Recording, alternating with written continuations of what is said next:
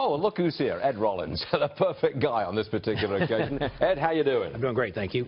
You were telling me moments ago that the trend is towards Trump. Well, it's closing. You know, obviously, what I would say today is he going to win? Possibly. Maybe not probably, but possibly. Really? It's in the possible column now. Possible column. And a couple of days ago you didn't say that. I didn't feel it a couple of days ago. He is campaigning aggressively. These new things on the Clinton Foundation are basically becoming the story of the day. Obviously, there's no defense. In the debate, she talked about 95% of all the money from the Clinton Foundation going to charities. It turns out it was 6%, according to their tax reform.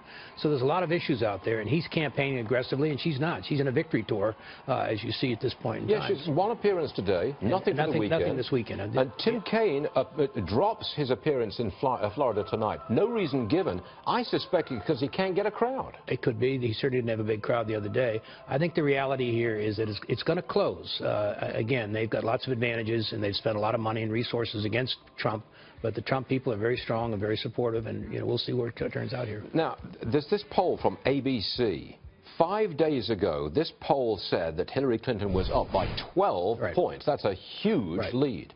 Today, that same poll shows her up 4 points. That's it. Her lead has been cut from 12 to 4 in what, 5 days? That's it. Do you put any store by that? Yes, I do. Again, I think one of the best polls that we have is our own poll, the Fox poll. Fox poll has it 3 points now head-to-head and 5 points with everybody else in the race. And that's a very good poll. And I think most of the polls today, they're somewhere between 5 and 7, but they're closing to Trump. And as we get closer next week, if we're sitting here next week and we're still down 7 or 8, then it's going to be a hard time to get. But I think if you close it the next few days, these issues of the Clinton Foundation, how they spent money, misspent money, taken money from foreign governments, obviously has an impact. The story's now about her, not about him.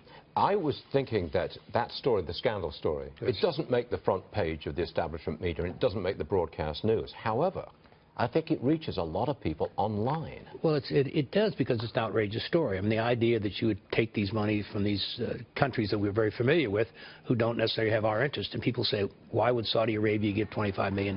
Why would other countries give these enormous sums of money?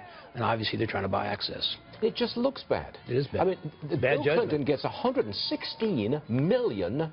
That's fabulous wealth. It is. It's an incentive to go run for president in the future, to make money in the post. It's bad judgment, and I think the key thing here is she is Secretary of State. She was a person who's been running for president for 8 years. The mere fact that her and her team weren't watching this stuff from the perspective of the politics, bad judgment. Grifters. Now, look, that's not a word that was used when I was a youngster in England. I hear it now, and it's not a very nice word. It's not a nice word, and it's not a word the Wall Street Journal uses very often about. No, it's not. About a business. Grifters in chief to describe Bill and Hillary Clinton. So no, it's not a good place to be. You love it, don't you? I love the game. Yes, you do. Yes, you do. And I love a good race, so this is going to be a good race. So to sum it up, it is still possible for Donald Trump to win. It is possible. Again, I say, is it probable today? Maybe not, but it's certainly possible. Okay. Ed, thanks very much for being with us. My pleasure. We'll see you soon. Thank you, sir. All right. Now, I've got to